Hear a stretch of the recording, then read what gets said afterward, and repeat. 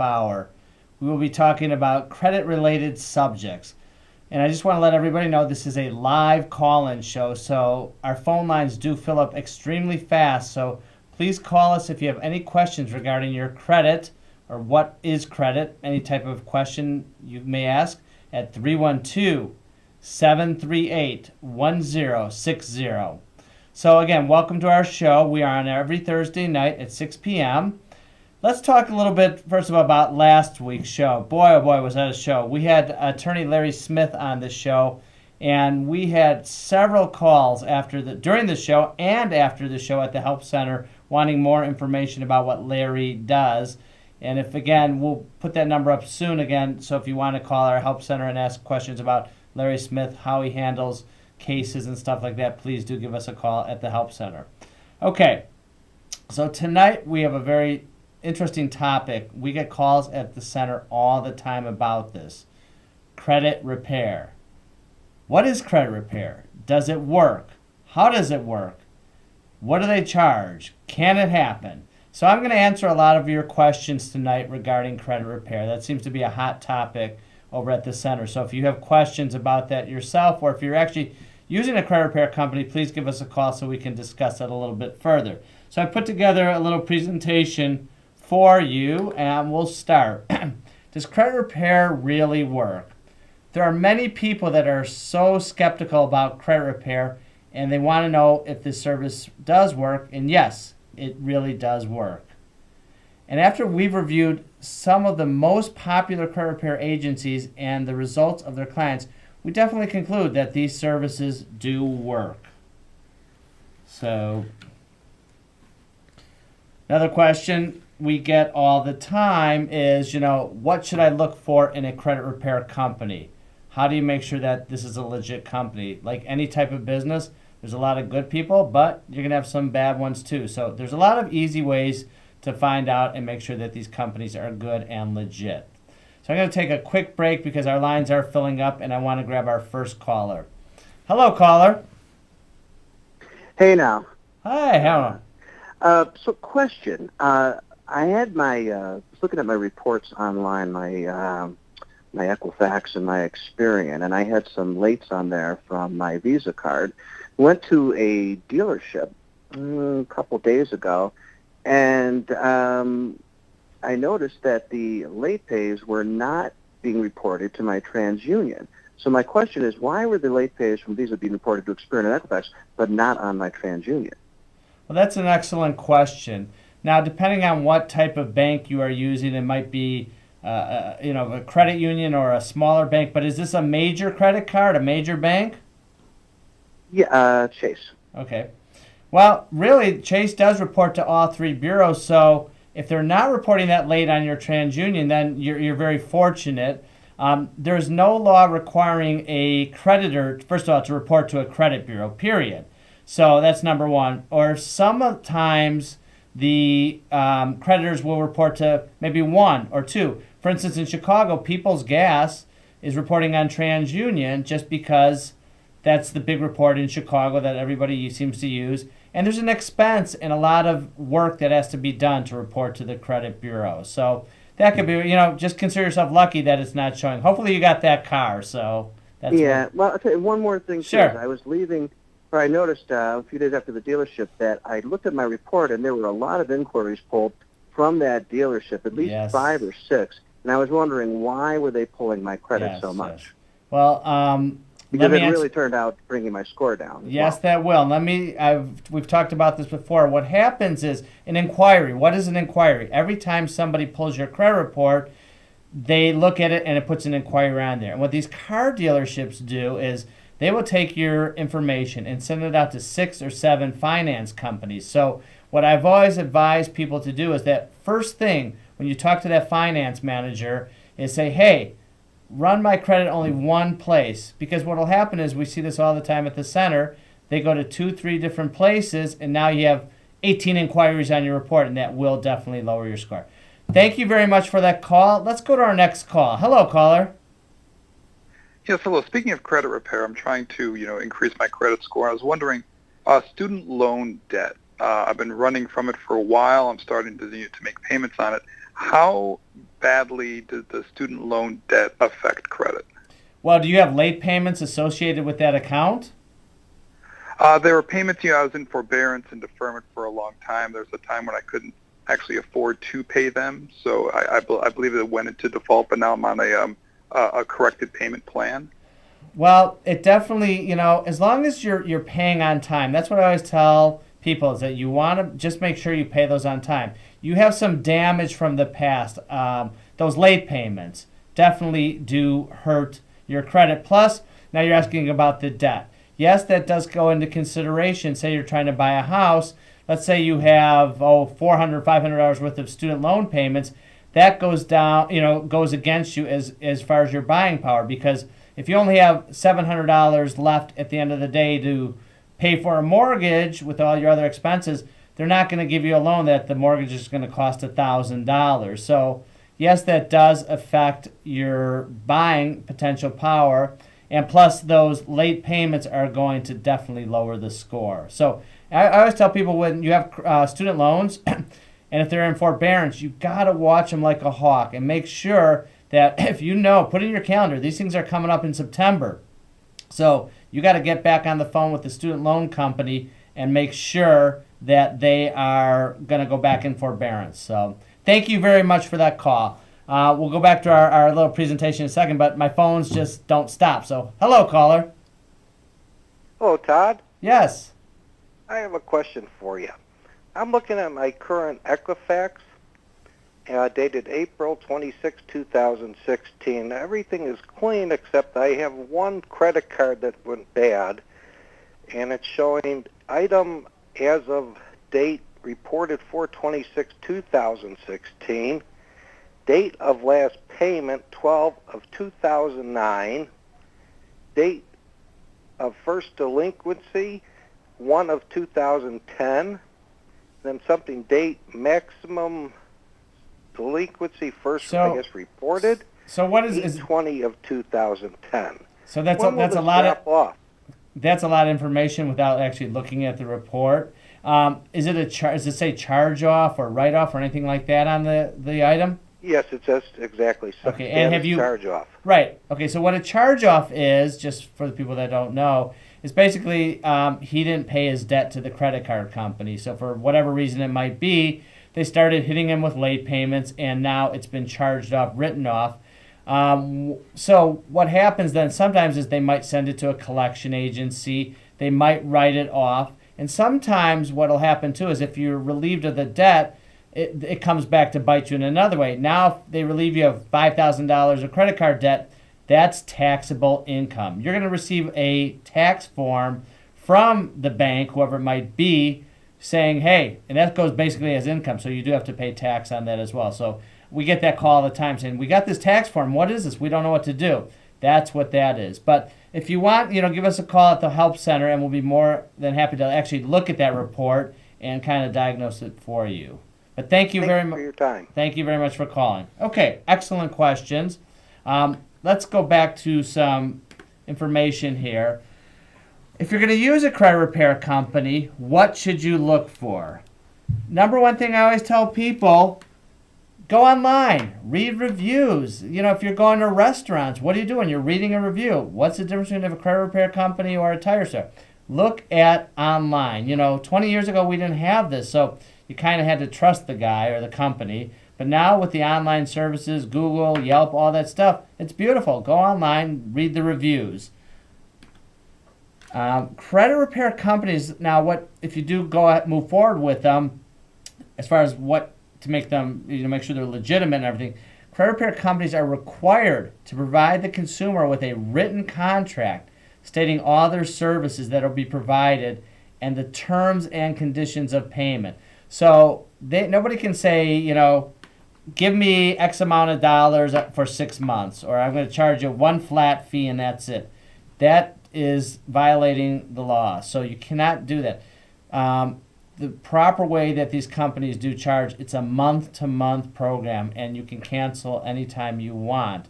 So they perform work, that's when they can do the charge. So if you're talking to any of these companies, just make sure about that. Another thing is that make sure that if you do go with any of these companies, and there's plenty of them out there, that they also give you the 3-day notice of cancellation. So if you sign up with somebody and tomorrow you say, your wife or the husband says, we don't want to do this, you have 3 days to get a full refund. So they have to provide that to you. If they don't do that, they provide you that, something, they're not in compliance, so stay away from them. And also, any good credit repair company will review your credit report for free. So some of them will pull it for you, or if you have a credit report, you can let them look at it. Go over it. Make sure, I've talked to people and they've asked me, where should I go, this and that. I'll review the report and I'll tell them, don't do it. You're not fixable. You have running lates. So just fix that first. Pay the bill, get caught up, and then, possibly look into improving your credit. How do they do that? That's the question we get all the time. So credit repair companies, they leverage your legal right to 3 standards. Number 1, they must be 100% accurate. They can't have information on there that is not accurate. It has to be fair and fully substantiated, meaning that it's got to be true. It's got to be verifiable. So that's a huge factor. If you have your father has the same name as you, we see this a lot where the father's information is showing on the son's report, and that is giving him a problem. Well, that's inaccurate information. That has to come off. The credit bureaus are usually pretty good about working with you on that. So if there is issues like that, it's easily fixable. But it's a problem when you're going into the car dealership and you can't get financing because your credit score is low. And we hear this all the time. It's like, well, there's nothing wrong with my credit. And then they look at the report and they say, oh, that credit card does not belong to me. That must be my father's. It was opened in 1972. I was 9 years old. I didn't have a credit card back then. So that's the kind of information. It has to be 100% correct. Now, Grant, I want to tell you something. The credit bureaus have gotten much better over the years with that. But you got to remember, I've talked to several people at the bureaus. They're dealing with millions and millions of files, thousands and billions of items. So listen, there's going to be possible errors. They want it to show correctly, and they are willing to work with you to correct these items. A good credit company will use the Fair Credit Reporting Act when they challenge your report. Meaning, just like what we said, so if you have this information that doesn't belong to you, balances aren't right, it's paid off, and it's still showing a balance because it wasn't updated, the Fair Credit Reporting Act states certain things, again, have to be 100% accurate. And they should use those laws in your favor to help you remove this negative information. Also, can you do it yourself? Sure, it's possible you can do it, but it's very, very time consuming. It takes a lot of work, and as we always say, a reputable credit repair service can help you do something you may not be able to accomplish yourself.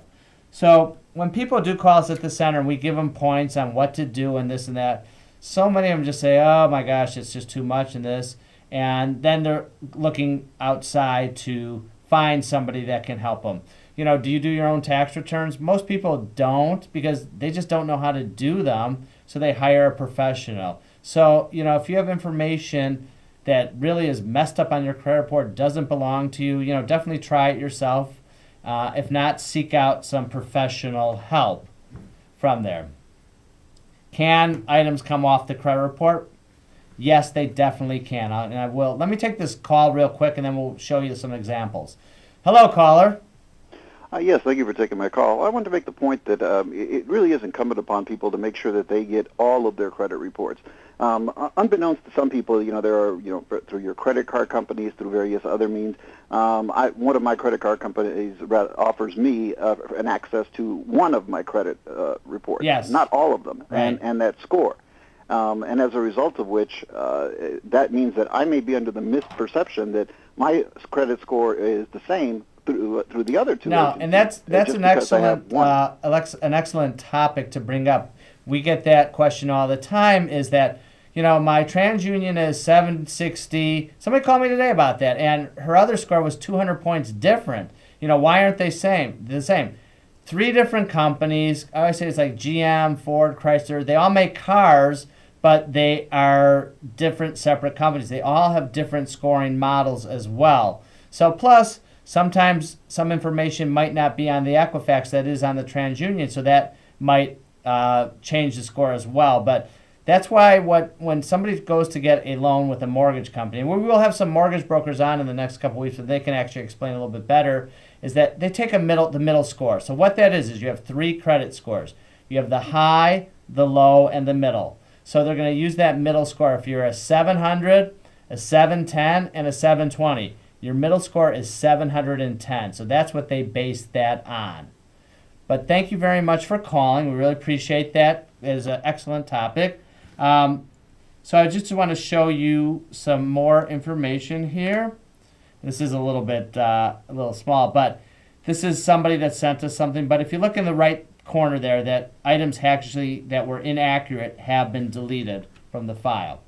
This is actually what this gentleman was talking about. This is from, actually, somebody sent this to us. This was on their credit card statement. Part of the, a lot of these credit cards now are offering free credit scores, which is great. But, they're going to be different. There's so many different scoring models. There's a lot of free services out there. But you got to be careful because when you look at these, I would discount them a little bit because if you're a 780 on one of these free type services, which are out there, when the mortgage broker pulls it, you could be 20, 30, 40 points lower. So the biggest thing which we've talked about before was, whoops, I'm sorry there, hit the wrong button. Make sure to have a good credit score, keep your balances below 30% of your credit limit. That is huge, number one. First thing that'll start lowering your scores, those balances. Length of credit. Now, if you've had no credit and now you get a credit card or 2 and you've had it for 3 months, well, why isn't my score, 700? Because the length of the credit, it's just not long enough. So you got to basically crawl, walk, and run. That's how you're going to get good credit scores. Time cures all. So, we've seen people that have had derogatory information and they have, disputed and they've got it removed and then they went out and got some secured credit cards. But again, it's going to take some time. So you have to be very patient with that and the scores definitely will come up. So again, I do suggest using these companies as far as monitoring your score because that's if all of a sudden you see a big drop, then you need to look at your credit report. And as I mentioned several times, I personally look at my credit report 3-4 times a year to make sure that there's no information on there that does not belong to me. Because actually, when I was a very young man, I had gotten a credit report and I was like, whoa, there was a humongous judgment on there for a huge amount. Which at the time I probably was 21 years old, and there was just, I wish I had that kind of money, but it definitely wasn't me. And that was funny because back in those days, TransUnion actually had an office on Michigan Avenue, and I actually went over there and brought this report and talked to them about it, and they said, oh, yes, this is an error. Those days are long gone. You can't just walk into these offices anymore and try to dispute it. You can actually go to their websites. They have ways of doing it, but it's a lot of work, and that's why we tell people if you're confident and you know how to do it, then yeah, definitely work on it yourself or seek out a professional to help you. Again, my name is Todd Stern. This is Credit Talk. This is a live call-in show. If you have any questions regarding your credit report or what to do if you have bad credit or you're looking to establish new credit to boost your score up, give us a call right now at 312-738-1060. And another, actually, last week, an interesting call that we got at the Help Center, not credit related, but we had one caller that called us regarding all those solicitations on your phone, which drive everybody crazy. Just make sure that you are registered on the Do Not Call list.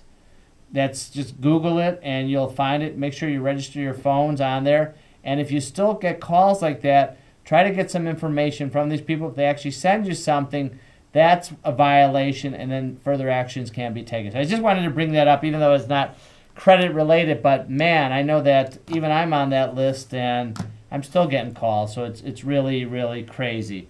So let's talk a little bit more about credit. And I want to go to another presentation here. Just give me a second.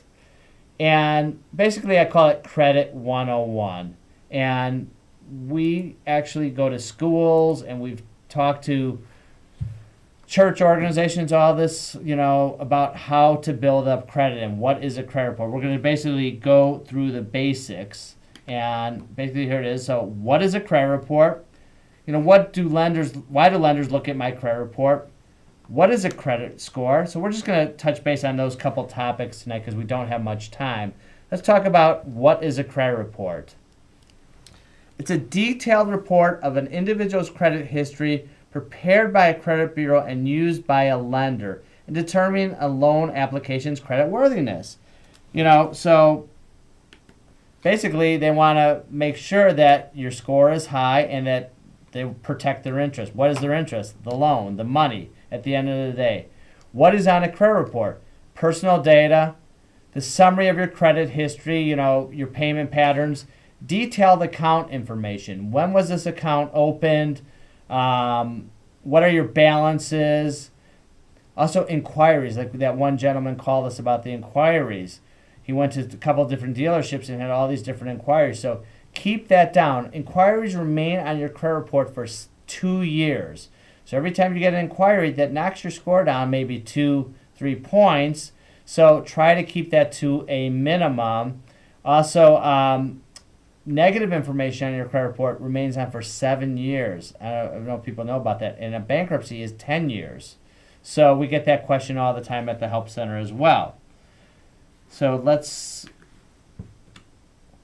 and why do lenders look at my credit? Again, as I just mentioned, to determine your ability to pay back the loan. Number one thing, don't overextend yourself. We tell that to people all the time. Just because they start sending you credit cards, and I really think it's almost a crime how on these college campuses now, they go out there and they give away T-shirts, fill out a credit card, and these young students go and they go have a good time, but they don't realize you got to pay these things on time. You got to pay them back, because if they don't, next thing you know, they get out of college, they get a job, but their credit is not good and they cannot get the things they want. So again, young people out there, be very, very careful. If your credit's good now, keep it down to one credit card. Make purchases. Don't overextend yourself. Just because you have a $5,000 limit, don't go buy yourself a $2,000 TV just because you can. So be really smart about it, because we see so many times at the Help Center, people just getting in all kinds of trouble because of overextending themselves. So we have only a couple more minutes. So, what is a good credit score and how is it calculated? Obviously, 580 is very low. 850 is the best. Rarely do we see anything over 800s. So you want to be, 7 to 750. If you can be there, that's awesome. And how is the credit score factored? Payment history is 32% of this. Utilization, 23. Balance is 15. I say amounts owed, 30%. Length of credit, 15%. And payment history, another 35%. So that's when I tell people, again, you want to keep your balances below that 30%, because that will definitely keep your scores up. As soon as you go over that number, you are going to start dropping. So again, I really appreciate everybody watching tonight. So if you did not get through on the phone, please give us a call at the Help Center. Feel free to call right now. That is our toll-free number. Leave a voicemail. We'll be more than happy to get back with you. And I want everybody to stay tuned. The next show is Veterans Affair. Great show, great people, and a really positive experience. Again, we're going to have some mortgage brokers on in the next couple weeks. So if you have any questions regarding how to get a mortgage, number one thing, dream, everybody wants to buy a home. So tune in, watch our show, and have a great evening. Thank you much.